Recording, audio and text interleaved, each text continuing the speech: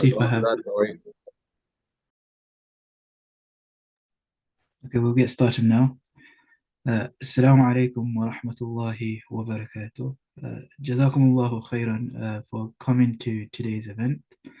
Welcome to the second event of our Career Speaker Series this term, where we will take a deep dive into what it's like working within media and journalism. We have a diverse panel of speakers today, to which I would like to preface this event first and foremost by thanking our guests for taking their time out of their busy schedules, especially on such short notice, to share their experiences, which without doubt will offer valuable insights for us all to take away from. Now, without further ado, I'll pass it along to our guest chair, Umar Shavana, who will color the discussion further. So, Umar, the floor is all yours. Jazakallah khair, Zakaria. Thank you so much for putting up the event in such a wonderful way and getting an amazing group of panelists involved. I think this will be hopefully a really, really fruitful discussion.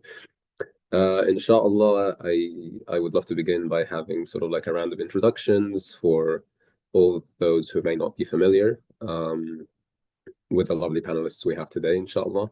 So I'll sort of start by myself, and we can sort of like go off by the order I see on the screen.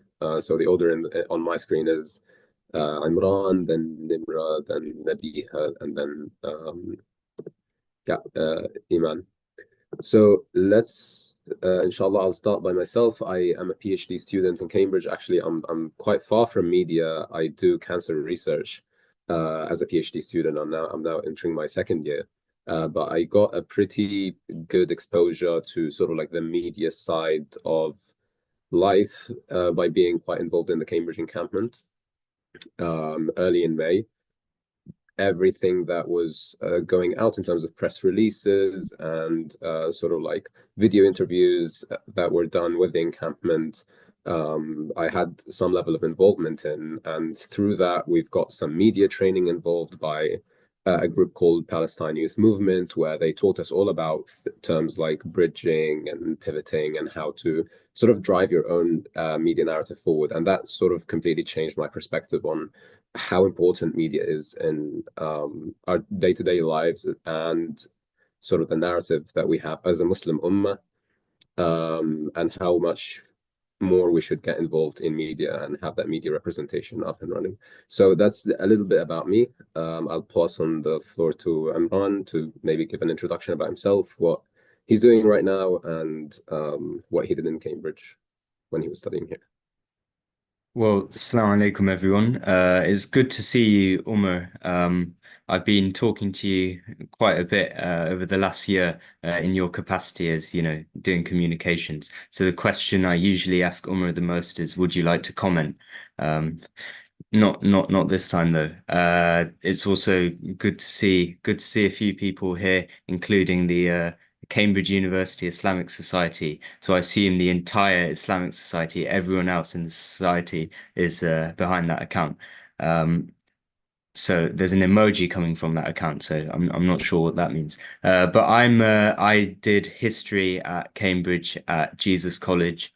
I graduated in June 2023 last year, and I started work at Middle East Eye in last October. I was sort of a kind of trainee for a few months, and then shortly before the UK general election, I became a UK political correspondent, which was a new role that Middle East Eye created, and I've been in that role ever since.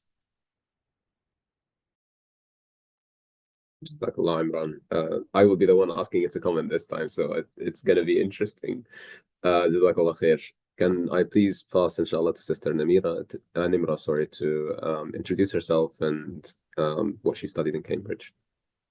Assalamu alaikum, Nimra. I might be a slightly odd one out. I didn't go to Cambridge actually. So I went to King's College in London. I did English there. And then I came into journalism through I came across some funding through the Aziz Foundation to do some journalism training through City and do their masters.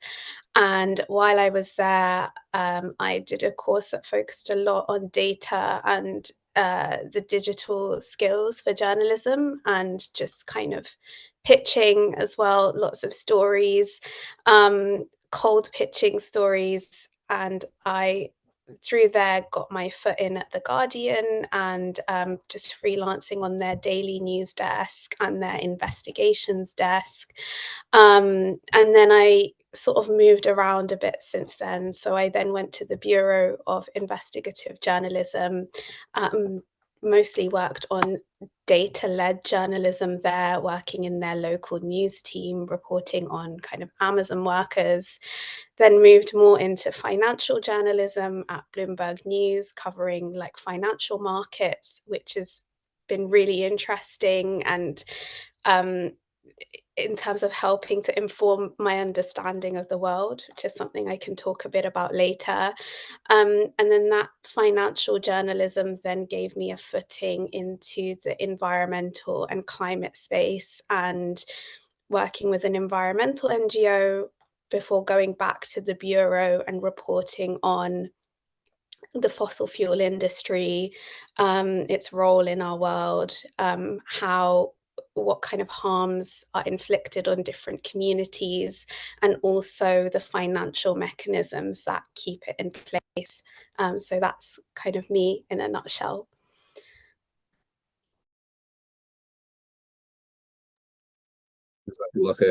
Nimra, that's amazing. I'd love to kind of like delve deeper into how everyone got into journalism and their path towards that. But that's quite amazing to know. I think there will be quite different stories about what the expectations were and how sort of like the path took hold. Jazakallah khair. I'll pass on to Sister Nabiha. So if you'd please like to introduce yourself. Assalamu alaikum, I'm Nabiha. I studied English at Newnham with Iman. We were in the same year together and we graduated in 2023.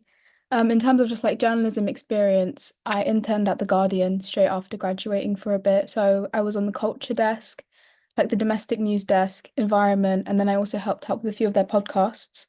And then I kind of went straight into working at the BBC. So I'm on the level 7 apprenticeship, which is like a master's level apprenticeship, 18 months long, where you get exposure to TV, radio, online, and social media.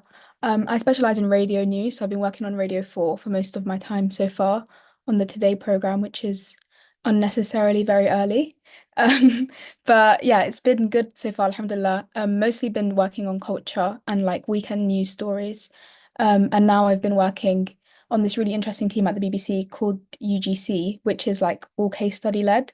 So anyone who comes to the BBC with a story or they have something that they want the BBC to report on, they contact our team and we find a way to get it on the platforms.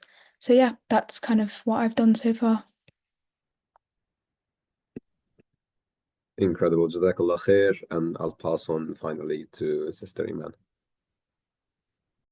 I mean, as Nabiha mentioned, I studied English at Newnham. She was my college wife.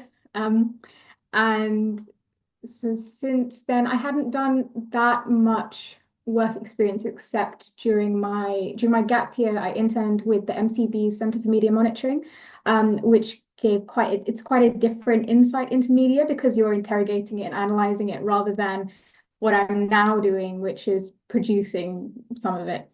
And then, there's like a week or two here and there, PA media, things like that. But after I graduated, I tried out publishing a little bit and ended up applying for, I think Nimra mentioned the Aziz Foundation. So that's how I also got into my current job, which is at Prospect Magazine, which is a long form current affairs magazine, which has a weekly print edition and then also quite regular digital content. So I applied for that. And then after 6 months or so, alhamdulillah, they decided to keep me on. So what I do now is I produce the Prospect podcast. And I also get the chance to write and edit and commission a bit. So that's more what I'm doing at the moment.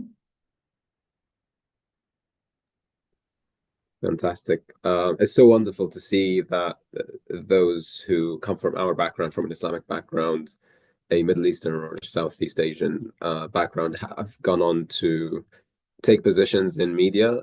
Even though I am in STEM itself, I try and encourage sort of as many Muslims as possible to put their foot in the door in the social sciences or anything to do with politics, with media, journalism, law. I think we need to kind of break that mold which shapes the Muslim community into engineering and medicine, and kind of diversify our sort of presence in those areas. So talking about media specifically today, I've sort of always viewed it as a place that Muslims should be represented in and have sort of like a voice where they can actually talk about their communities and talk about the Muslim Ummah without sort of like a white perspective on things. That has actually changed quite a lot in the last year from the start of the ongoing aggression in Gaza and like the ongoing genocide. And that's where I'd like to start the discussion about how has your sort of perspective changed on media and how media ought to be delivered to the public throughout this last year. I'm coming from this perspective and kind of like moving into everything to do with careers later on, but I'm starting here specifically because it talks about our motivation as Muslim students going forward and thinking about media. So what was your motivation sort of to go into media? And if you had graduated, let's say this year, after seeing all the events that took hold, after seeing the media narrative that was spun by so many media companies in the UK and elsewhere, how would your sort of like position change in terms of your encouragement into pursuing media? So I'd actually like to start with Iman, since you've worked a little bit in analyzing media itself rather than producing media, and then we'll kind of bump off ideas off each other. Yeah, so the Centre for Media Monitoring has they have kind of a checklist that they apply to when what they do is they look at a lot of different articles. So the main thing I was working on when I was there was looking at the Spectator in particular, which is it's a very right-wing magazine. It's actually on the same street as I work, so I sometimes bump into Michael Gove, unfortunately. But those are the kind of people who work there. So we would look at a number of articles and then sort of grade them depending on whether they fit into certain patterns. So does it make generalizations about Muslims? Is there something misleading or factually inaccurate, that kind of thing? And so they take that data with and these are things which you can measure. They're not really subjective questions. If you can identify, say, a generalization or a fact which is incorrect, then you'd put it in the yes box, and then gradually you'd be able to build up a data set about a particular newspaper. Or I wasn't involved in this myself, but more recently they've come out with a few reports about the coverage around Gaza, and kind of media bias, anti-Palestinian and anti-Muslim bias there. So it's interesting. I think it definitely depends on where you're working. For me, I mean, Prospect is kind of a center-left leaning newspaper. So people there are very receptive if you want to write something about Palestine or that kind of thing. But you do notice that often these things are very subconscious. There's not necessarily like, there's not always going to be a specifically anti-Muslim agenda, which may definitely be the case in certain newspapers. But often what you find is it's more subconscious. Just people are working with a very different framework to you, and unless you're in the room, nobody is going to kind of spot it or call it out, which is why I think it's important for Muslims to be in those spaces. Incredible, thank you. And Nabiha, you've mentioned you're working in the BBC at the moment, which has come under a lot of flack for misrepresentation. Would you say that, like, being motivated to kind of pursue a career in media and journalism, would you say that it's somewhere that should be pursued for a Muslim student? Is it somewhere that you're gonna enter and say, I'm gonna be the one who changes the narrative there? Or is it more of a, let's say, a stepping stone where you can then move on and do something like Zeteo and Mehdi Hassan, or like Imran, and move into somewhere that actually has a good Muslim representation or Arab representation and drives that narrative forward? It's a very good question. Well, my first day working at the BBC was the day, I think it was a Monday, and then the Saturday just before had been October 7th. So my first day I was like kind of plunged into the BBC coverage of Gaza and Israel. I think it's just such a big place working in the BBC. I kind of try and explain it as though, like, say, like, I don't know, you work as like a sales assistant in Tesco in like London. But like Tesco's a massive thing where like it's all over the UK. There's so many different managers, there's so many people higher up. Like you're just kind of, it does sometimes feel like you're just a bit of a cog in a place like the BBC. It's such a massive place. And you have people coming to you, complaining, rightfully so, complaining about coverage that is biased or plain untrue. But it feels really weird because you don't really have power. Like someone who's written that copy or someone who's presented that or produced that or researched that, you don't even know them. I don't know what they look like. I've never even heard of them before, sort of thing. So it is a really, really big place. So in some ways it's like quite a big thing to carry on your shoulders, where like, especially with the Muslim community, there's very few of us. You're kind of like the face of the BBC when you're in these sort of circles. So when things go wrong, they look at you and they're like, why did this happen? And why did that happen? Which can be very, very difficult. But on the flip side, I think the nice thing about having Muslims in the BBC is we think about coverage that no one else in the building does. We think about stories that for us are instinctual, and then we bring them up in a meeting with people who have been at the BBC for decades, and they're like, that is an amazing idea. Why have we not thought of that? Why have we not done that? And those moments are very, very rewarding. So for an example, the first Eid after October 7th, no one in Radio 4 was talking about Eid, and no one was talking about what it's going to look like in Gaza. And I remember being in like a massive meeting with people who are much more senior than me, saying like, why are we not covering this? Like, why are we not talking about the fact that Eid is going to look so different for people this year than it did last year? Let's just give that example. And they were just like, we didn't even know it was Eid. Like, we don't know these things. Like, and they were like, it's an amazing idea. And they let me kind of lead the coverage on that, which was very, very fulfilling. Like I got into a lot of like very upsetting conversations with people who are still in Gaza now. May Allah protect them and keep them safe.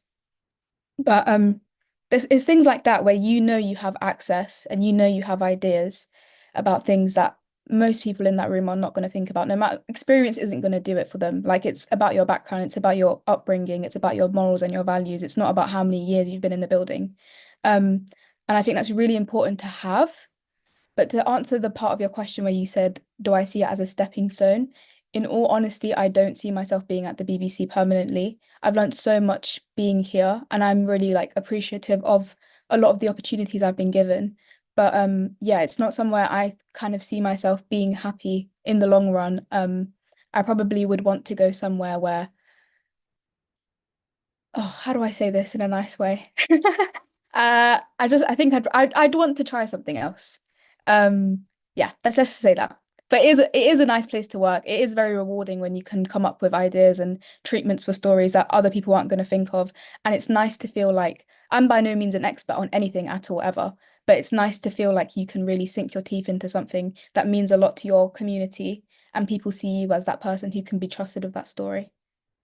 Yeah, sorry, I feel like I really rambled there, but No, that's incredible. It's a lot of strands that we can later come to. One of which, for example, is being a Muslim face in a white dominant sort of office space and how that kind of dynamic works. I think in university, we're sort of lucky with that bubble of ISOC, where you can just walk into a prayer room or a nice venue and everybody around you is comfortable and we can say salam alaikum, jazakallah, and everything works. But when you're a Muslim, especially in a white dominant space like media, it can get daunting. So I'd like to touch on that a little bit later on. But first, Nimra, you've sort of been around. Actually, you've worked with The Guardian, you've worked with Financial Times, you've pitched your stories throughout. Some of those places sound like quite left-leaning, some not so much. Seems like center left-leaning is what you've generally gone for. How has your experience been throughout? And do you sort of share the same sentiment as Nabiha? Did you see that they'd be interested in Muslim stories, and was that sort of realistic in the way that you saw media before you went for it? Or the encouragement to go for media that you had at the beginning, was it met? I think honestly there is so much that I could say about this, and there's some of it Nabi has actually touched on as well. I would definitely say, yeah, there's probably a few elements to this question. So on different news outlets, and I guess the nature of their politics, one thing I've learned is kind of not to necessarily idealize a particular outlet based on what you perhaps think their politics are going to be, or what you think their output should perhaps look like. Something I found is, regardless of the different places I've worked, they've always come with different types of challenges, and it's just been around kind of trying to navigate that and work with it to try and put forward the stories I want to put forward, and almost market them in a way to show them, this is why you need this story. So for example, at The Guardian, I got my foot into there because I remember it was COVID. I was supposed to start some work experience there, and then it got cancelled because they closed the office. And I had come across this story about how there were lots of Muslims who were stranded abroad in different countries when the pandemic broke out. And I was just quite surprised that there wasn't very much coverage on their experience compared with a lot of white British people who are stranded abroad. So I just called the Guardian switchboard and I said, hey, I want to write this story. And I gathered all the interviews together, and then I pitched the story and they published it. And then they said, okay, that's the end of the story, that's done. And I said, no, there's still more to do. So I just kept pitching off the back of that. And I pitched more stories about MPs' perspectives, the political side of things. And that led to some impact and change, which made me think I want to try as much as I can to produce the kind of journalism that will produce change in society as much as I can. And then I kind of carried on pitching stories relating to kind of Muslim communities or my own communities. And I remember I did a story about the appointment of quite a controversial figure to a COVID committee for for Asian and Black people. And I didn't choose the headline on the article. That was chosen for me. I could kind of understand why it had been chosen from like a media law perspective.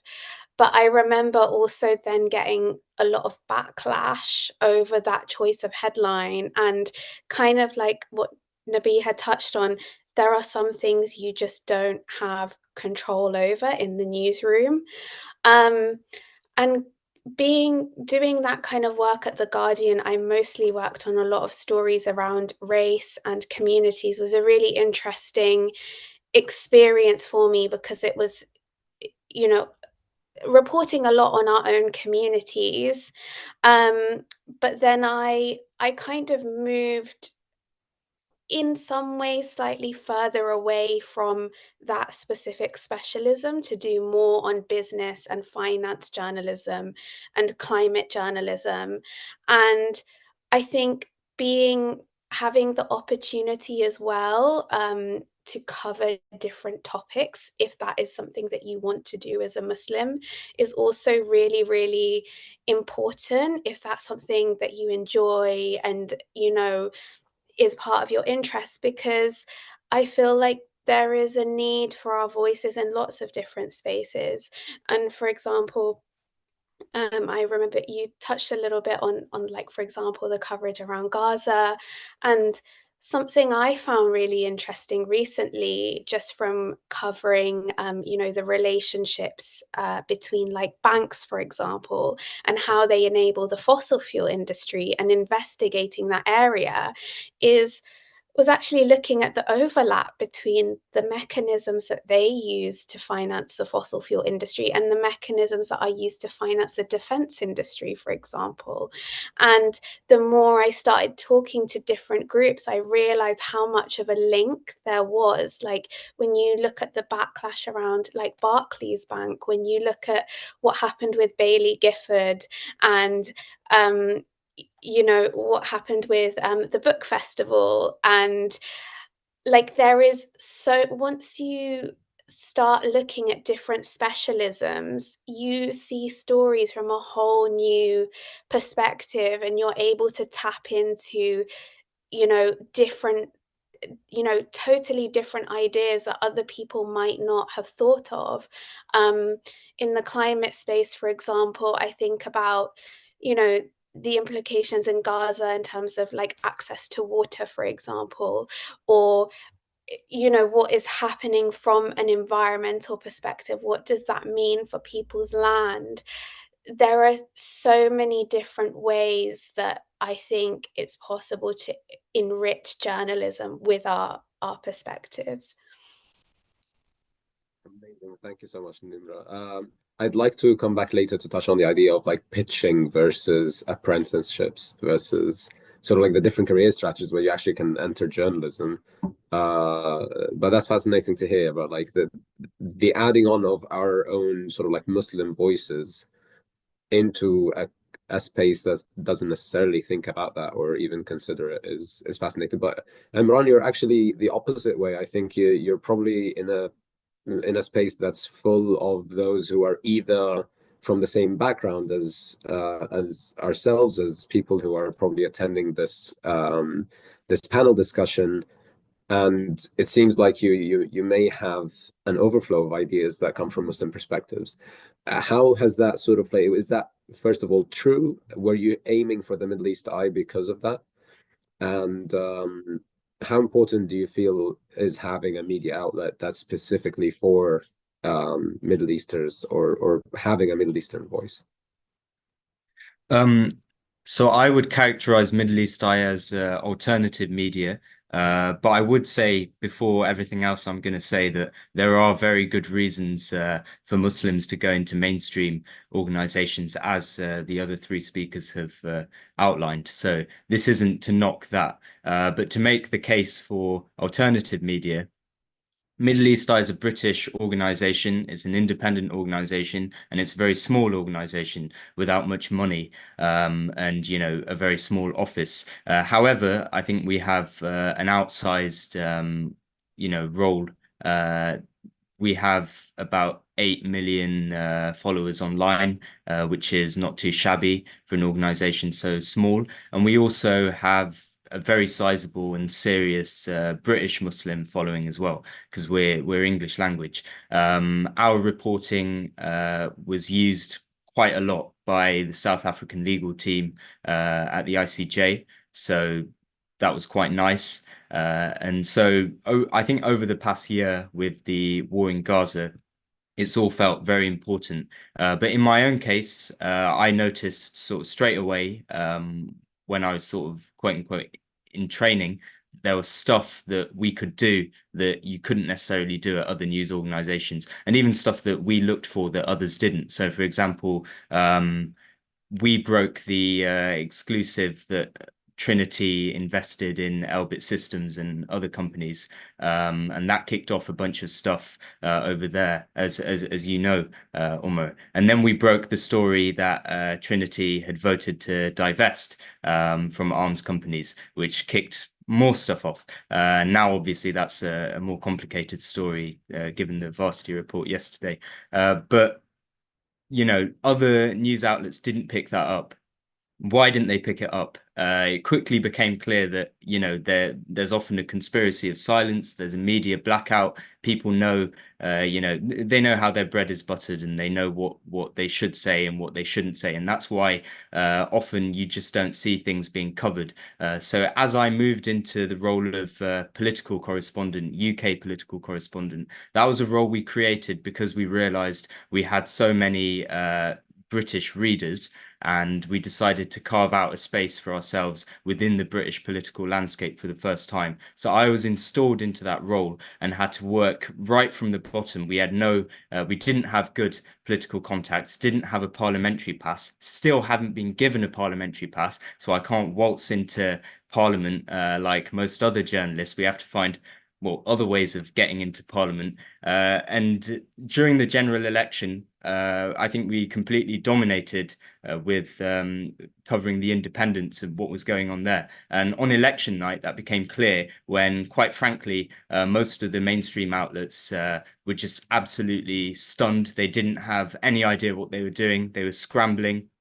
You know, I remember when John Ashworth lost his seat, people were just really confused. Journalists were extremely confused. And yet we had covered Shocker Adams' campaign right at the start of, as soon as the election was announced. So we completely dominated that territory. And then after the election, again, I was just shocked at how bad so much of the mainstream media was. So the Labour government bringing in a partial arms ban, the first inklings of that, when it first emerged that they were planning to do that in July, that was our story. We broke the story, and then Novara Media came after us. And then there were a few days where no one else reported it, and then finally the Times got its own report out, and obviously no one acknowledged that Middle East Eye and Novara Media had beaten them to it. So serious failing on the part of mainstream media, because that's a significant potential shift in British foreign policy. And then there have been so many stories where, you know, for instance, a few weeks ago, I remember covering, breaking a story about how the potential new owner of the Telegraph hired a sort of con artist journalist to smear pro-Palestine campaigners, a bit like the Jewish Chronicle case. But no one picked this story up. They didn't pick it up.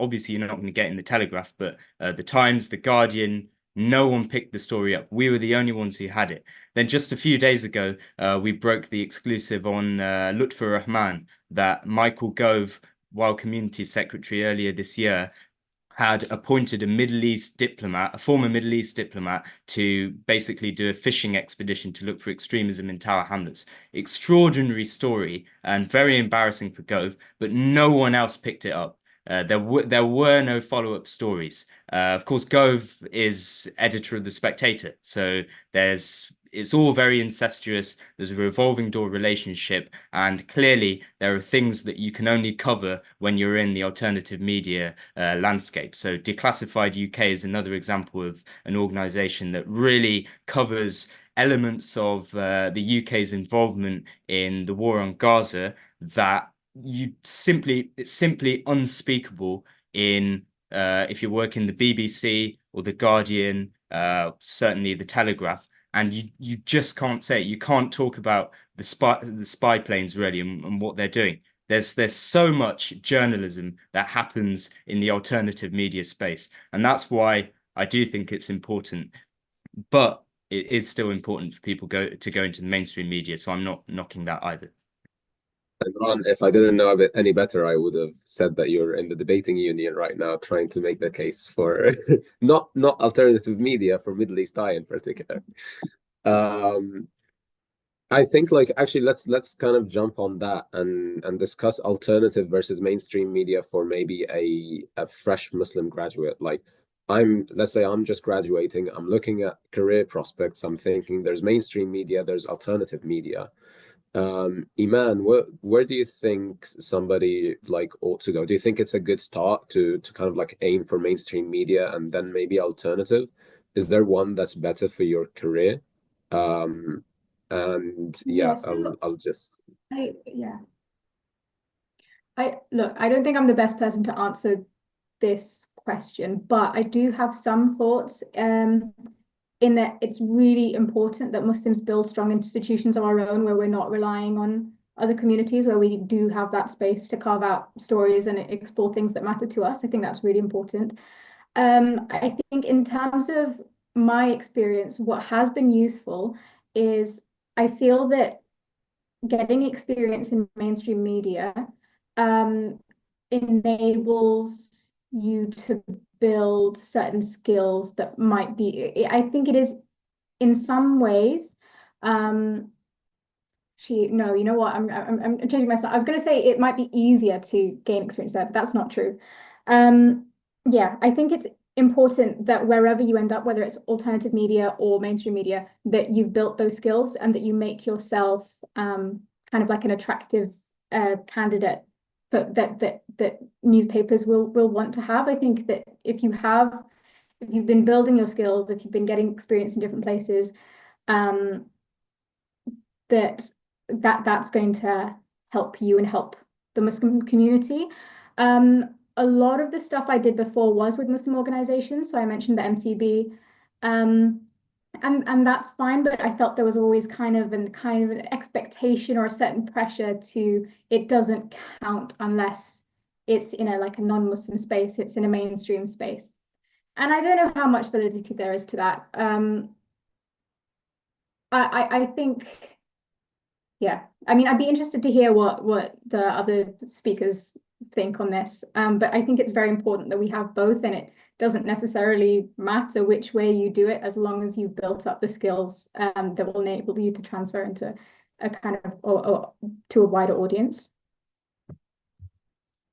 Thanks, Iman. And I think I'm just also going to make a very quick statement. If anybody in the panel wants to jump in and is like, oh, actually, I have a really good thought about this particular topic, please feel free. I'm not like policing who gets to speak. So if there's an idea that comes to your mind while somebody's mentioning something, like if Imran is saying we pick the story first and you're like, actually, we wanted to write a story, but they just wouldn't allow us, then please feel free to kind of like open up your mic or raise your hand on Zoom, and then we can start that. So off the back of that, like Nimra or Nabiha, do you have any thoughts on alternative versus mainstream media? Is one of them, do you think, a better start for a fresh graduate, or even a better house if they want to sort of like permanently live there? I have some thoughts on this, but I think there's also a level of like, what is mainstream versus like what is alternative as well, because I know like in the last few years, a lot of places that have perhaps been seen as like alternative, for example, places like Vice, places like BuzzFeed, places like, for example, Galdem, which was an outlet for like women of color to pitch stories, and was actually where I got my first ever piece published. A lot of those have now shuttered or have been bought out by like ad revenue, and you know, are not what they used to be. And it's quite sad to watch, and like Iman touched on, I think it is really important to have different spaces. That being said, I would also say, as someone who's written for different types of publications and who also took a break during my journalism career as well to go and work for an environmental NGO, which was not, even though we did investigations, it wasn't really seen as like a newsroom per se. I think there are different pros and cons to being in the different spaces, and it's sort of about what you kind of want out of your career and like what is important to you. For example, I found, you know, in perhaps sort of quote unquote mainstream spaces, your the stories that you do or are able to publish, they might reach certain groups of people, or you know, they might afford certain opportunities in terms of like the types of training or skills that you have access to. Like for example, you know, being able to use really advanced software and technologies to produce different types of reporting. And you may well, you know, come to a point in your career where you learn all of that, and then you might be able to bring that to other different types of outlets that maybe don't have access to those kinds of resources. But then you might find in kind of more alternative spaces, you do have more freedom to pitch and put forward the kinds of ideas that maybe don't get the same recognition in kind of mainstream spaces. So I would just say it's about what is important to you. I do think I'm at a point in my career now where I feel like I would have more. I don't like, this is just me thinking out loud, but I do wonder sometimes if it is easier for me to have perhaps gone from like a mainstream space into a more alternative space, rather than from a alternative space in the media to a mainstream space, if that was something I was thinking about.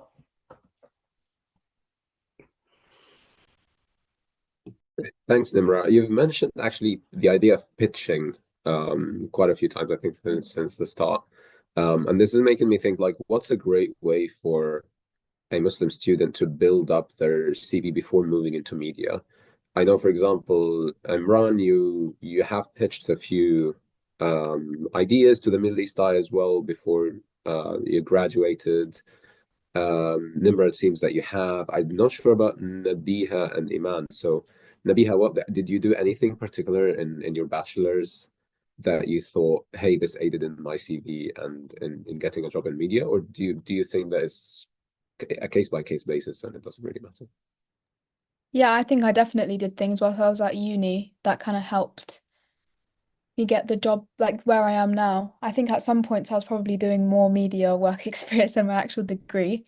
So I did a lot of Varsity, which is obviously the Cambridge student newspaper. And there I kind of just wrote whatever I wanted. I find that they were quite accepting to pitches. As long as it seems like a story that you care about. They're kind of very, but in my experience when I was writing for Varsity, very open to you writing about whatever and however, which was very, very nice. I think it really helped me find my voice in terms of writing and kind of the style that I like to write in. But whilst I was at uni, I also noticed like, I didn't really notice it actually. I just thought it would be a good idea. Me and Iman worked on this together actually, but we made a magazine about like Muslim women in Newnham, like the Muslim history of Newnham, because I think it was just like a feeling in the air that like Newnham is like synonymous with like the Muslim college.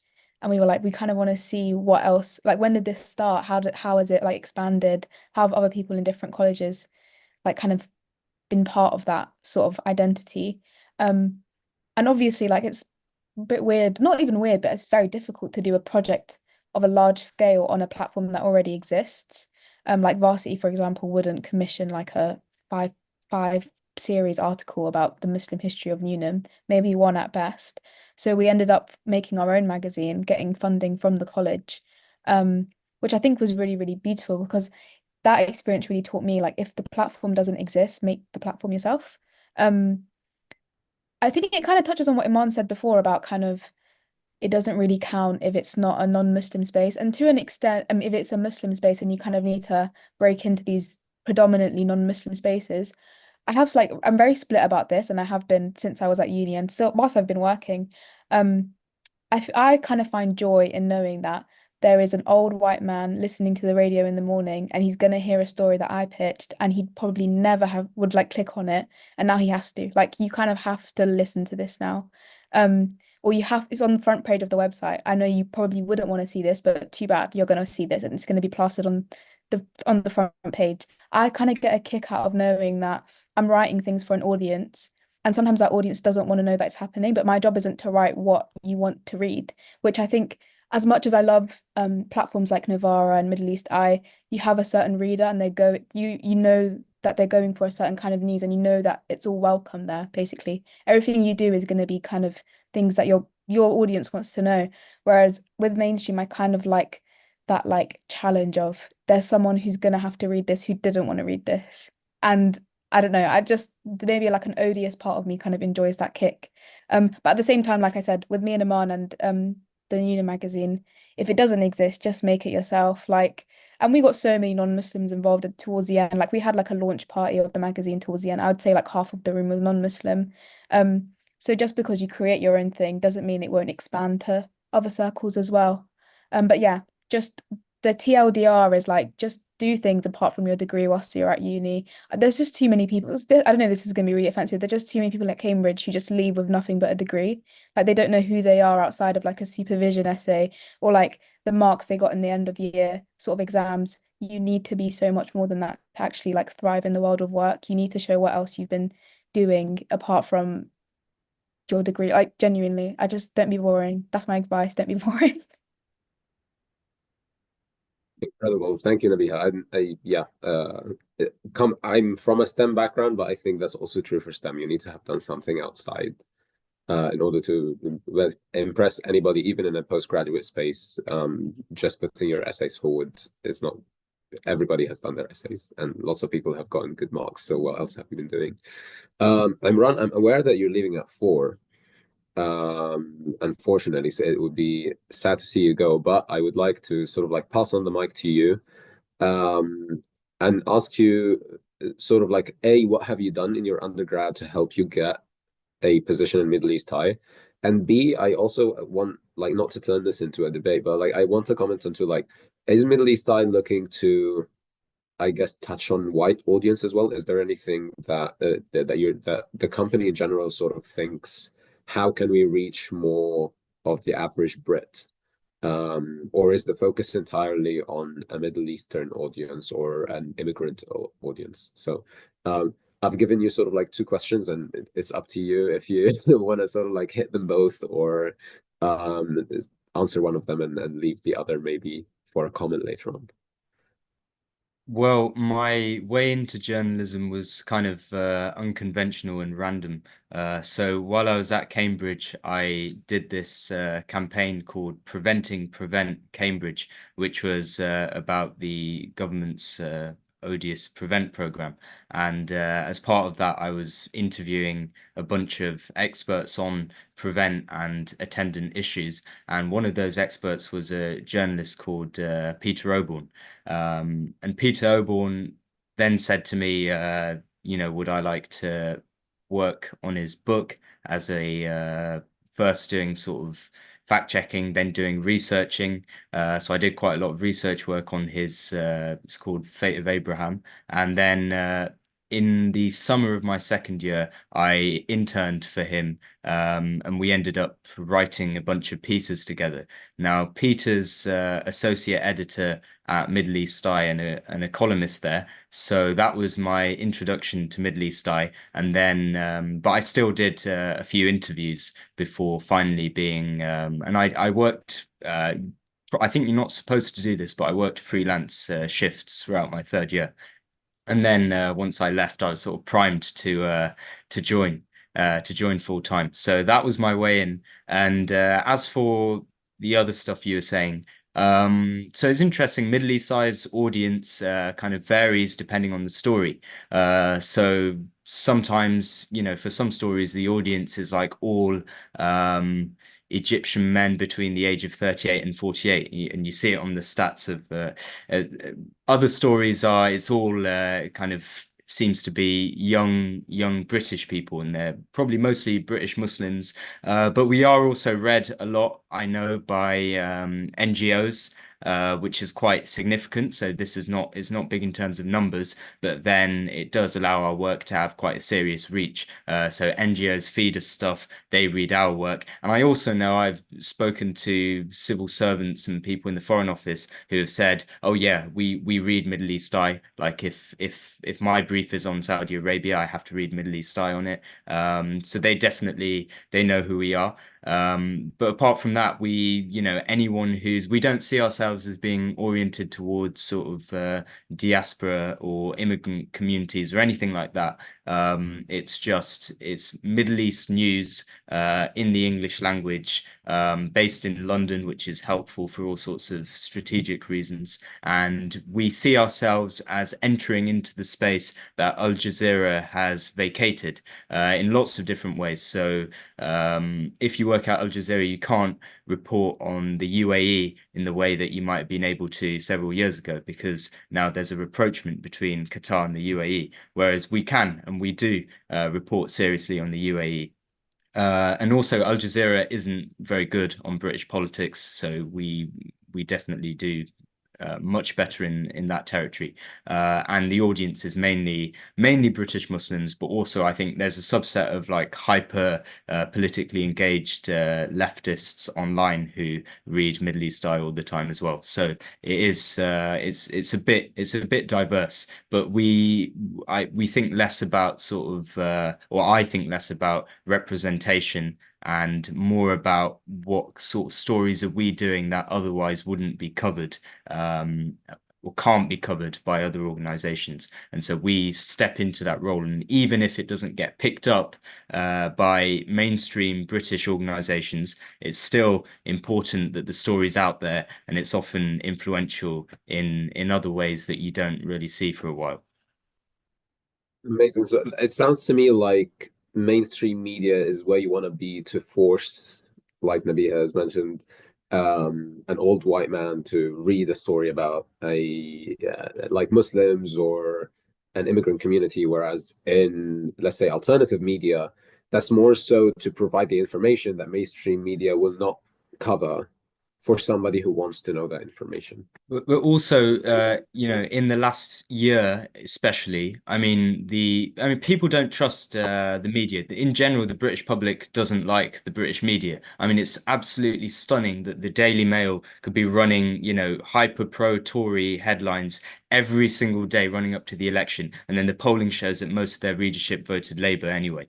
I mean, it's just absolutely stunning how bad most of the British media is, and people don't trust them. And especially with Gaza, their editorial lines are so far away from even general sort of public opinion.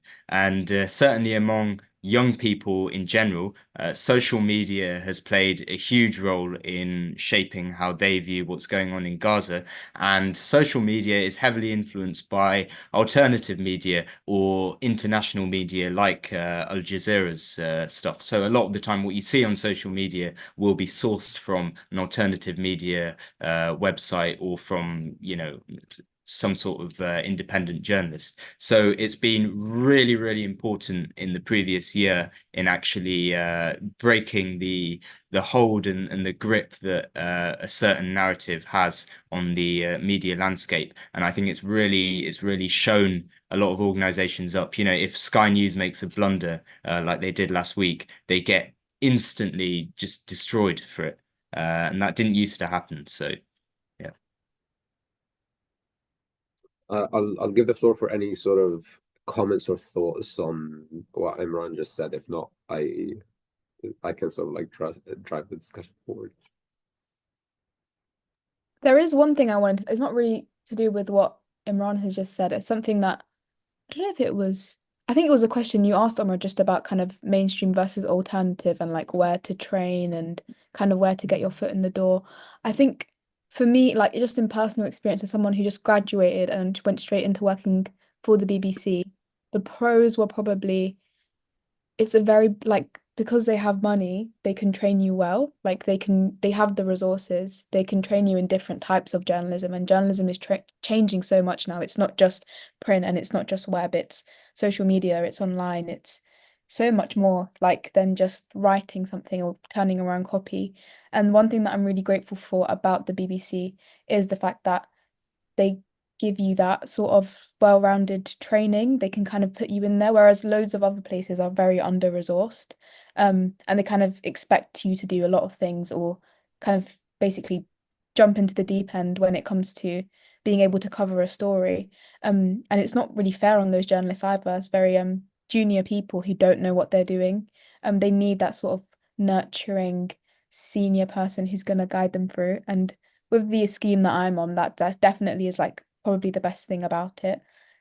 Probably the biggest con though is if you're in a place like, I don't know if Aman, if you'd agree, but like if you're in a place like Prospect, which is much smaller, there's another, I don't know if you guys know Jabed, but he went to Cambridge as well. And through the Aziz Foundation, he works at The Independent. When it's a much smaller newsroom, sometimes you get thrown into things, and that's not always a bad thing. You learn from experience and you learn from being able to do things from the ground up. Whereas with the BBC, sometimes you're just a cog. I don't know how else to say it. Sometimes I go to work and I just feel like a cog. Like I do one thing, but it has to go through a chain of people. And like I'll be sending back and forth emails. It starts with me sending it to one person. By the end of the chain, about 40 people are copied in. Like it just feels like sometimes there's too many cooks in the kitchen. And you don't really have ownership over your story, or you don't have ownership over the task. So that nurturing kind of senior person can sometimes feel like a really, really like overly vigilant parent looking over your shoulder, being like, have you done this? Have you done that? Don't do this because you're not senior enough to do this, or you're not experienced enough to do this. And I think it is really important to learn from experience, and that's something that big newsrooms, I don't know if that's really mainstream versus alternative, but just bigger newsrooms generally lack. But yeah, in terms of training, like you're not going to be trained. I don't know. This is just my opinion, but I just feel like when it comes to organizations with money, even if in the name of like the license fee payer, they want to be a bit frugal, they're gonna give you a lot more in terms of formal training as well. Like I'm being trained on, I'm doing the NCTJ right now. So the NQJ is like the National Qualification for Journalism, and it makes you it qualifies you to become a senior journalist at the end of it. So it gives you that like kind of, they're paying for me to learn media law, they're paying for me to learn how to write copy properly, they're paying for me to get things published on the BBC to put into my portfolio. So alhamdulillah, like I'm very grateful for that. And I just think, yeah, if you're looking for something that's gonna be able to like, I don't know, foreground you in the world of journalism and have something on paper to write for it, sometimes the best place to go is mainstream. But if you're looking for just like pure experience, like you're gonna be like pushed into the deep end. Everyone learns in different ways. Like it might be that you want to go to like a local newsroom or a smaller newsroom. I think Nabiha I touched kind of on wanted to touch. Yeah.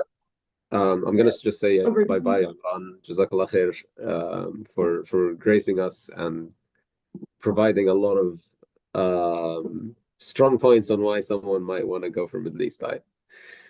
Yeah, great to be here. Sorry, I have to go. I have to go and work. So that's the other thing about working at a small news organization is you have to do sort of bizarre hours sometimes because we don't have enough people. But what I would say to the audience is that journalism is a lot of hard work and quite painful and not well paid, but it's very important. So you should consider it.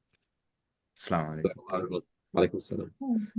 Sorry, Iman, I cut you off there. No, it's all right. I want to know what Imran's working on, to be honest. But no, I was going to say a similar point to Nabiha in that I think we're talking a lot about alternative versus mainstream, but within that there is so much diversity. And it's I think it's useful to be aware of the differences in different types of journalism. So the type of work that I do is very different to say what. So I might cover the same topics as Imran, for example. So during the election, we were both working on the Muslim Vote campaign and the coverage of independent pro-Gaza MPs. But the actual way of doing that is very different. So he works in a newsroom. Every time I open my Middle East Eye Instagram page, like his name will pop up again and again and again. So the output is very constant, it's very regular. Every time there's the breaking news story, you have to go cover that. It's very instant. Whereas because I work on a magazine, and this specifically is very slow journalism. You know, there'll be magazines that, you know, might have that release on a weekly basis, ours is monthly. So even though there's always something going on, it's a very different pace as to what, you know, Nabiha might be doing or Imran might be doing. So those are kind of longer pieces. You have longer to write them. We might, you know, you don't always have to respond to every news event.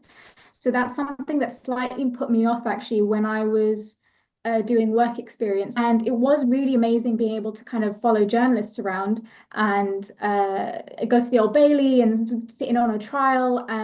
But the actual writing aspect of it, that especially when you're more junior, you wouldn't have as much. In most newsrooms, you don't have as much flexibility as to what you're writing on necessarily. The style is very different. So when I was at uni, I was a feature writer for Varsity, or I did I applied for the art section as well.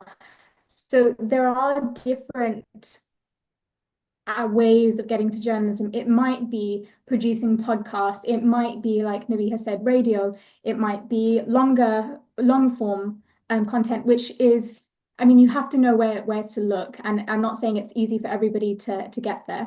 Or it might be a faster paced kind of breaking news stories, which is still really vital. And there's a lot of alternative jobs within journalism as well. So there are jobs in IT which still have a creative side to it. So it's just something for people to be aware of, that there are a few different options out there, and it might not necessarily be easy for you to get your dream job straight away, but it's not as simple as just either you go into mainstream or you go to an alternative. There are all sorts of differences depending on how big or small an organization is, how often they print, what their style is, that kind of thing. Lots of options for people to pursue them, especially if you want to consider, like, I don't know, as Muslims, if someone is family oriented and doesn't want this super fast-paced environment, it seems like there are options to still be involved in media, but maybe at a slower pace and somewhere that you can control your time maybe a little bit more. The one thing I actually wanted to, So yes, for example, is it a lot? Oh, sorry. No, so I was exactly on that. For example, people will pitch, a lot of freelance journalists will pitch to prospect. And so they'll control their own workflow. They'll just pitch to different magazines and hope that some people will take them along and pay them for the article that they want to write. But that's very much kind of, in most cases, it's going to be dictated by yourself, which is different from having a contract with an organization. One thing I just, oh, sorry. Yeah, I was just going to touch a bit on that actually, and around kind of the what Iman mentioned on freelancing and being in an organization. They can be very different experiences sometimes. I'm someone who has been on sort of both sides of the coin. I started out freelance and just kind of pitching, putting loads of stories out, hoping someone would take them, and also have been in staff roles as well. And one thing I'd say is, like, freelancing, in some ways freelancing can be free to do in a way. Like, you don't need, if you want to get into journalism, it doesn't cost anything to pitch editors, to email them, to put your ideas forward. But it can be a lot of work coming up with story ideas, following them up, chasing them up. And you do need a lot of resilience in this industry, and there is a lot of having to keep knocking on doors, and sometimes just seeing what organization or what newsroom that kind of lands with, and then just kind of going with that. And also, touching on something Nabiha said earlier as well around the training aspect, and the different skills. I think now, having digital skills. You know, I see some people using things like TikTok, using Instagram Reels, finding stories in data. If you can develop as many different skills as possible in as many different spaces, that will just help you like even more with the kinds of directions you can go into journalism. And something else that she mentioned around like the training, you know, for example, I saw in the Financial Times recently, they've done some really great coverage on Sudan using you know, using like aerial footage, using like techniques from architects to create those kinds of stories. And I think about, you know, would those types of stories be out there, and would they be kind of told in that different way? But I agree on the fact that, you know, depending on where you go, there are different things you can and take and benefit from, and different challenges as well. So, for example, in my last newsroom role that I had, it was a very small organization. There weren't more than about 40 people. And it meant that while working there, I had a huge amount on my shoulders in terms of like the reporting, you know, being the person that finds the stories in the data, is the person who is also learning how to use mapping techniques to build up my evidence for an investigation, talking to different experts, understanding the science, understanding the business, doing the reporting. But you also can learn a lot in a small organization. But then by contrast, in somewhere like Bloomberg, for example, you have the luxury of, you know, having lots of different people around you, lots of different resources you can learn from.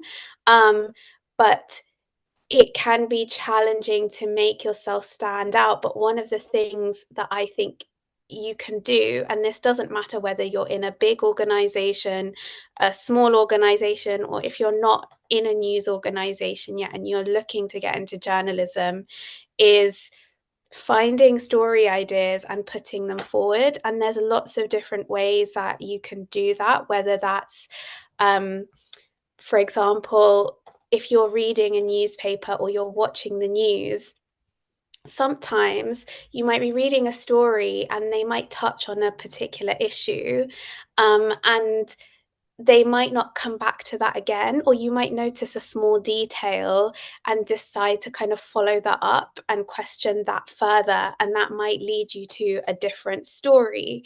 So, for example, there was a story that I had read in the Telegraph, I think it was last year, and it was about how Barclays Bank had given had lent some money to Shell, and they had called it environmentally friendly. And then as I was reading the story, I found it really interesting in that I thought, well, this was just like one example. I wonder if there's more examples of this. And if there are more examples, does Barclays have a policy in place? So I found in the news article there was a reference to a policy document that Barclays used to make these deals.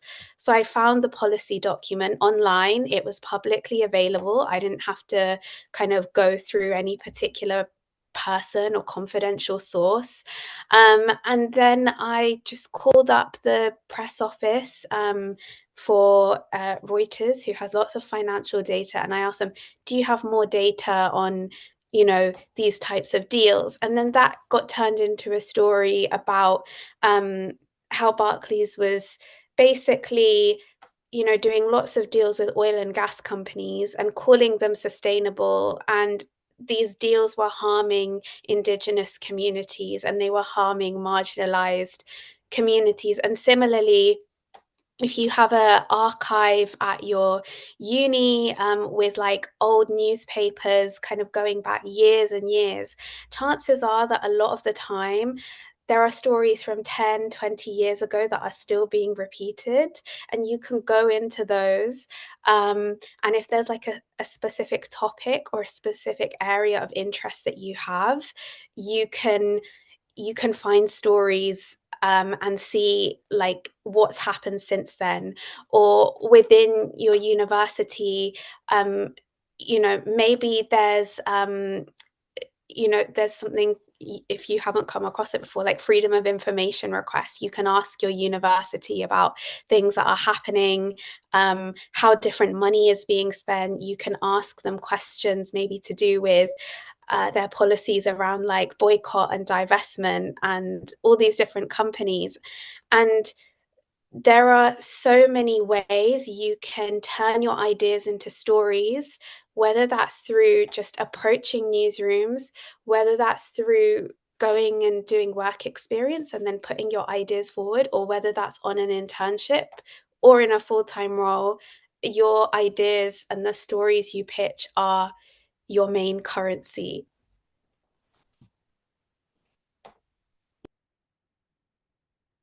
The one thing that I've realized whilst pitching at the BBC is my brain now like automatically filters. I don't think this is a good thing, by the way, filters out things because I know they're not going to like it. Like I came into the BBC buzzing with ideas. I wanted to cover everything and anything. Every single meeting, I'd have an idea that I'd want to do. And I'm not going to lie, I do think in terms of ideas, in some ways I've become a little bit more disillusioned whilst being here because they can get shut down very easily. But I think at the same time, it kind of makes your kind of nose for news a lot stronger and you kind of know what works. For me right now, if I want to pitch something, and I do the same if I was like pitching for Varsity or any sort of student publication now, I try and visualize the end product. Like, what does it look like? What does it sound like? Who do I talk to? Where am I going to find statistics? Where am I going to find this and that? There's nothing wrong with like a half-baked thought. Sometimes the best stories come out of like a half-baked thought. But I think a very big thing for me is thinking like, I'm going to imagine being the reader or being the listener. How are they going to be hearing or seeing this information visually or in terms of audio? Like, how is it going to work? That really helps me too. But yeah, I do think sometimes I do say it to people. Like, I went into journalism because I loved writing. I think I'm probably a worse writer than I was when I started, but I think I'm a better journalist because I think a lot of people equate journalism with writing, and it's not that. Journalism is not about writing. Journalism is about it. Writing obviously is a big part of it, but it's about getting to the truth. It's about talking to people, even people that you may necessarily don't want, like you don't want to speak to because you don't agree with what they're saying. It's kind of about like being able to forge relationships with strangers across over the phone, being able to kind of make people trust you and kind of be there to actually be trustworthy. There's so much more to journalism than just like, I don't know, seeing some copy on PA and wanting to write it up for the website yourself. Like all good journalism isn't just down to good writing, which I think is a really important point to make. I'm unfortunately probably not as good of a writer, but I do think I'm a better journalist. I'd like to actually kind of like hop on that with maybe two thoughts before we take like a 5-minute break because it's a matter of time and opening the floor for Q&A. You sort of mentioned that the BBC is maybe like you get shut down with a lot of ideas, and that's probably the case in a lot of mainstream media. And I'm very curious to hear that, like, is it something that if you pitch to another outlet, they would accept? Is it the sort of like, I don't know, the environment, the ecosystem that you're in that results in those ideas being sort of like discarded? Do you think that you'd have a better shot at that being published in Al Jazeera, for example? And if so, does that sort of like change your mind of where people might want to go or where you want to go in the future? I don't know about because when I think of BBC, it is an outlet, but there's so many different sub outlets of the BBC that like I work on Radio 4, but putting something on like the local Cambridge website is like a completely different outlet in my eyes. Like even though they're under kind of the same parent name, the people who control them and the people who write for them and the people who decide what's worth being a story and what's not worth being a story are different. So there is times, well, I started on Radio 4 and in the nicest way possible, they don't like ideas. Like they kind of already know they want worker bees. They want people who are going to be able to kind of do like make the ideas that they already have come to life. They don't really there's like two very, very distinct people in radio news I found. There's like the people who like have brains and like are the ones who come up with the ideas who are usually quite top-down senior people. And the other side, they have the worker bees who they just want to kind of execute those ideas. Definitely was a worker bee for the first like year or so of working at the BBC, which can get draining, but you do learn a lot from doing that. But anyway, that's kind of getting off track. What I was meant to kind of touch on is the fact that even within the BBC, if something doesn't work where you are like based, it will probably work somewhere else on a different outlet. And one nice thing about the BBC is that if my editor knows that this isn't going to work on a breakfast show on Radio 4, it might work on Women's Hour, which is like an hour later on Radio 4 as well. Or like it doesn't work on Radio 4, but maybe pitch it to Radio 1. Things like that. There's like a massive sort of, I mean, the whole BBC's whole thing is meant to be there's something for everyone. So if it's not going anywhere, then the BBC's probably not doing something right. There has to be somewhere that actually wants your idea if it's a good idea. So yeah, sometimes I think it's also about making allies with the right people. I remember being at The Guardian when I was an intern, and one of the guys who was on the Scott Trust bursary had told me that he'd kind of one way that he was getting kind of more pitches to life is because he knew who would and who wouldn't like certain pitches. It's about kind of knowing who is kind of open to certain ideas and who's not. Which I think is also a benefit of a big newsroom. There's so many different ideas, like so many different opinions and so many different ways of sort of editorializing, which kind of helps you sometimes find the right person. So I'd say before going to a different outlet altogether, think about the sub outlets within the place that you work in. Would it maybe work better as audio? Would it work on children's TV? Is it more suited for an older or younger audience? More suited to women? Like there's just so many things that you can think of within the organization before you jump the gun and think, I'm going to go to Al Jazeera with this instead. Hate you guys. Thank you so much for the insight. Before we go for a 5-minute break, are there any other thoughts? Nimra, Rayman? I guess I had like a last thought on something that Nabi had touched on around pitching and the challenges around that. I think sometimes there's also an element of like persistence as well. Like there are some stories, like I remember there was the first ever investigation that I worked on, which was at The Guardian. It took me about 6 months to pitch that story. And I had, without realizing, started working on that or been working on it on and off for like over a year. And the reason that was because the story itself had come from something it started off like from some data that I'd seen, and then after that I needed to find like some sources to talk to, and those sources I had to kind of slowly build up contact with and kind of nurture that relationship so they felt kind of comfortable talking to me. And then initially I tried to pitch a version of the story to the Times, and the Times actually rejected it because they said, this is a bit half-baked, you might need some other information.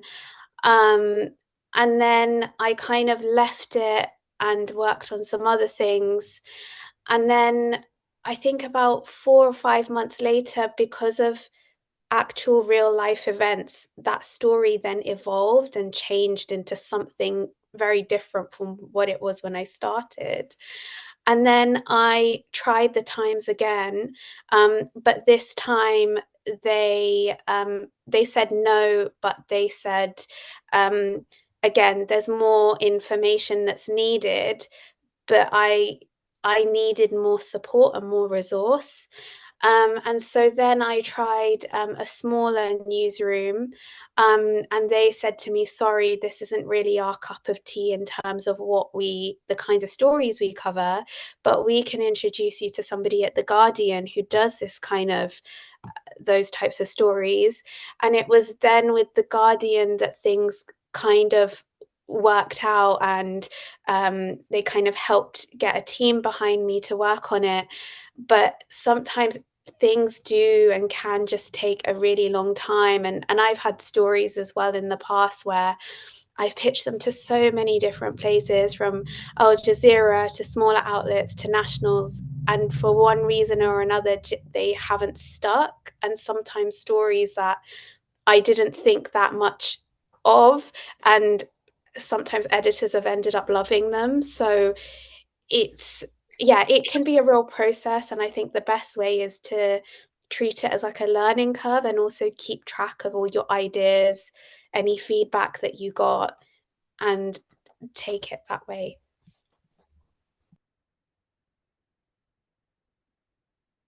That's amazing. Jazakallah khair. Before a 5-minute break, I'm just gonna say that, like, after, I think I just want to touch on the idea of media trust and how you see journalism going forward, especially with the development of AI, etc. Do people now need to diversify their CV a little bit more?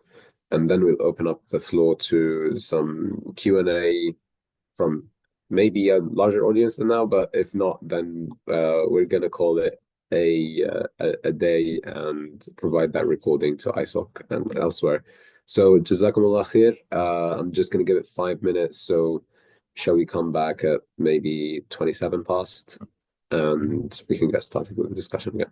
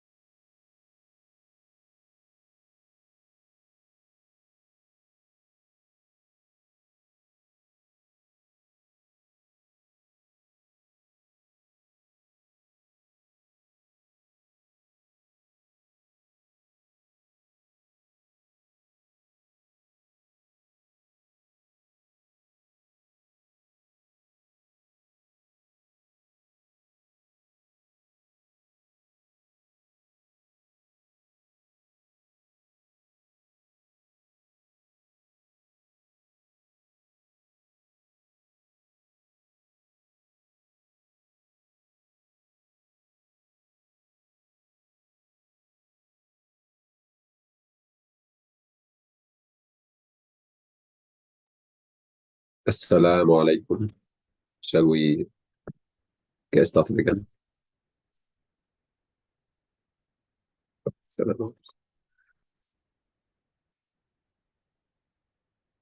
All right, so I'll just wait for Iman and Nimra to arrive. Maybe they're here, but like I'm taking the no video as a sign of them not being here for now, unless they say otherwise in the chat.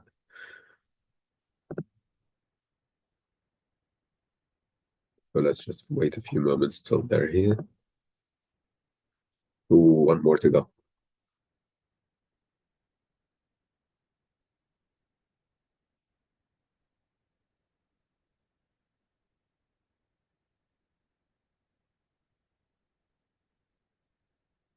I think we can like maybe throw some ideas out there while Iman arrives.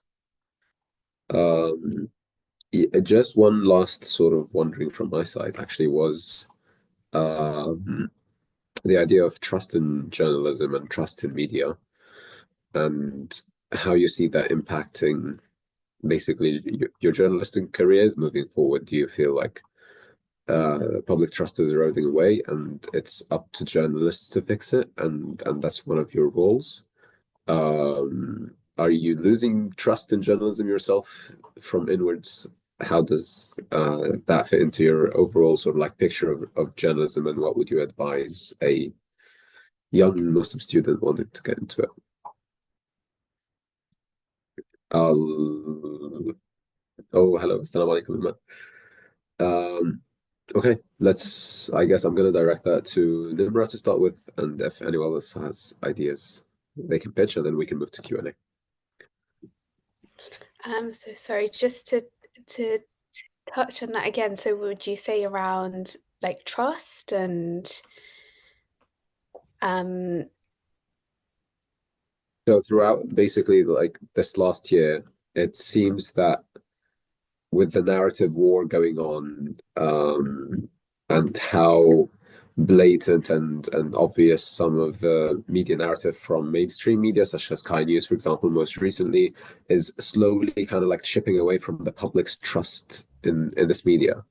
And I wondered essentially if you have any thoughts on that as somebody who's working in media, and what would you advise sort of like a young Muslim student approaching and be like, okay, how am I going to work in sort of like this big ecosystem that seems to misrepresent what we're really trying to do and say? Yeah, if you have any thoughts on that, and like if students should think about it in some sort of way, how you think about it.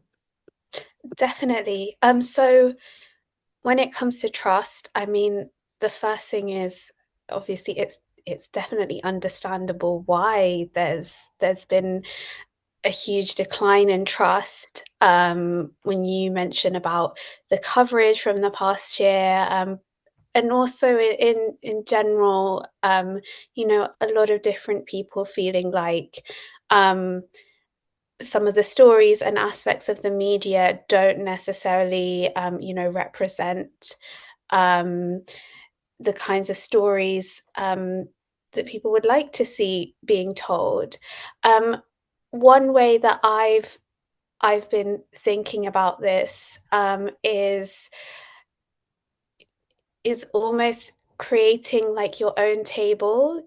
You know, when people talk about the phrase of you know, having a seat at the table, but also, you know, making the most of you know, different platforms, or creating your own platforms to put your stories out there. I know this is something that was touched on by Iman and Nabiha with the great work that they did with the Muslim Women's Initiative. And similarly, I think of a lot of journalists who are now coming up through the industry who are saying, you know what, there's a story I want to do, and I've pitched it, but I've not really been getting a response. So, you know what, I'm going to go make a reel about it on my Instagram, or I'm going to go make a TikTok about it. And I'm going to reach people that way. I think just to kind of caveat that, though, at the same time, is I think having an element of the training is important. So, for example, if I were to make a video or I were to platform myself, I would have in the back of my mind, like, what is okay for me to legally say in a video, based on what I've learned from my newsroom training. But I think there is something really empowering about saying, you know what, there are newsrooms that I can, put my stories forward in, but I can also take things into my own hands and have my own platform, have my own Substack if I want to write a newsletter as well for different audiences.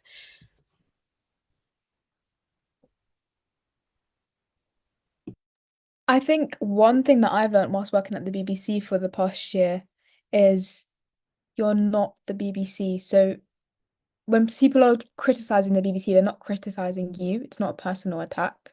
You need to separate yourself from sort of the publication that you work with. And that's not to absolve yourself of any responsibility, because it is a responsibility to be working in a kind of institution where Muslims are so underrepresented. But I think a really big thing is just being able to say that I am not my writing. You're not what you write. You don't have to necessarily agree with what you write. I don't know, this is a bit of a hot take, but I don't think being trusted is the same thing as being liked. Sometimes people aren't going to like you, but you're giving them some trustworthy information. People aren't going to like sometimes hearing the truth. I don't know. I think sometimes it is good to kind of look inwards into the institution or the corporation or the organization or the newsroom that you work for and be able to criticize them. Like, one thing I really don't like about the BBC, and this is for the 8 people who are on the call, so it's between us 8 people, is when they train you in the beginning, they really want you to be very prideful about the BBC. And I think that's why a lot of BBC journalists get very defensive when the BBC are criticized. They find it very easy to sort of be like, well, no, well, the reason they did that is that, or I don't know the reason why, but I think it could be X, Y, Z, which is completely fine. But I think being able to look into your own institution and being able to see where the faults are and where the cracks are showing is a massive part of trying to regain the trust of the public.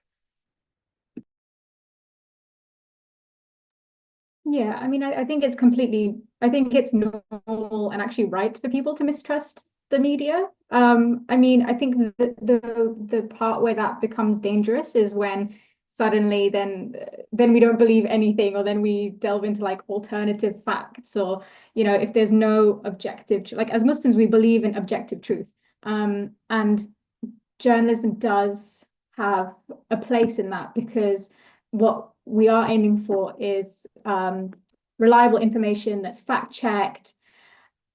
And I think when people lose trust or develop that skepticism too much, then you can end up in like InfoWars era. You end up in like conspiracy theories, and you have a very distorted view of truth as well. So I think I completely understand the mistrust of the media.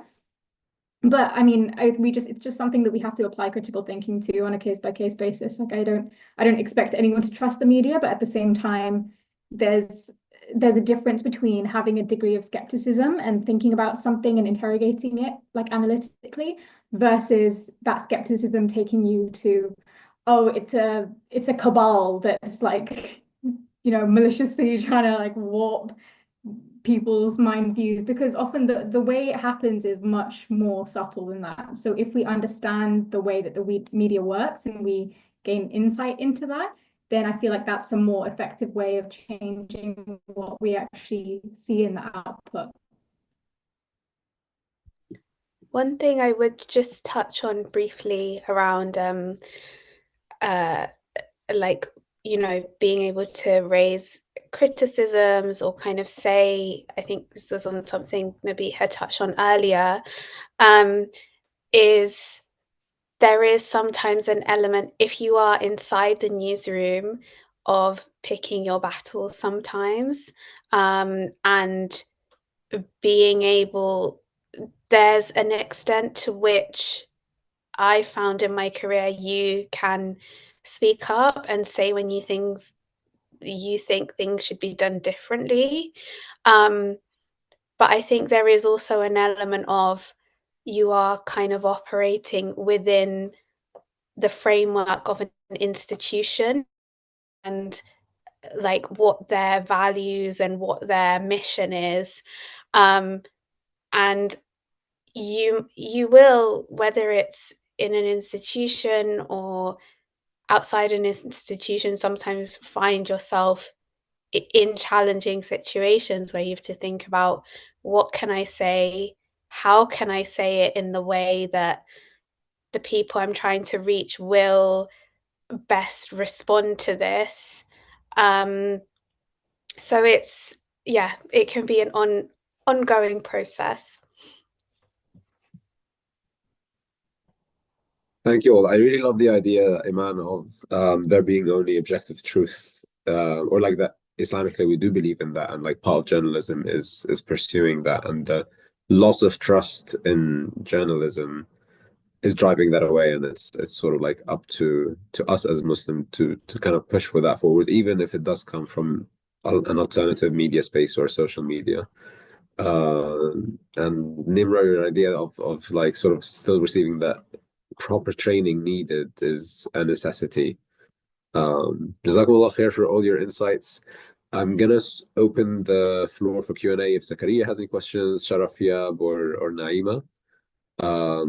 And yeah, open up for any last thoughts from any of our panelists, and then pass it on to Zakaria to end an amazing discussion. So if there are any questions from Sharafia or Naima or Cambridge ISOC, if anyone in there is looking to ask a question, please do so now. Otherwise, yeah, we move on.